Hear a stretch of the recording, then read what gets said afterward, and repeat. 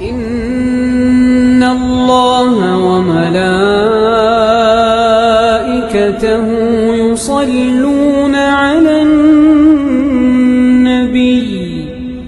رمضان کا آخری عشرہ، دنیا بھر سے مسلمان مقبوضہ بیت المقدس کا رخ کرنے لگے۔ رمضان المبارک کے آخری عشرے کا آغاز ہوتے ہی دنیا بھر سے مسلمان قبلہ اول مقبوضہ بیت المقدس کا رخ کر رہے ہیں۔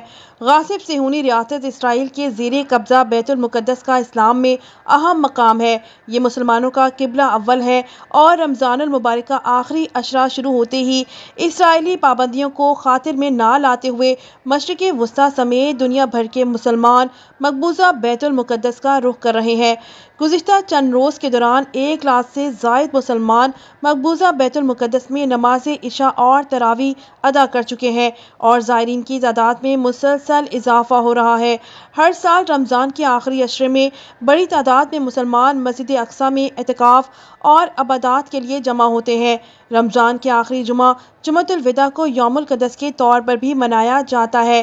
واضح رہے کہ مسجد اقصیٰ کا انتظام اردن کی حکومت کے پاس ہے، جبکہ مسجد اقصیٰ کے اطراف سیکیورٹی کی ذمہ داری اسرائیل کے پاس ہے۔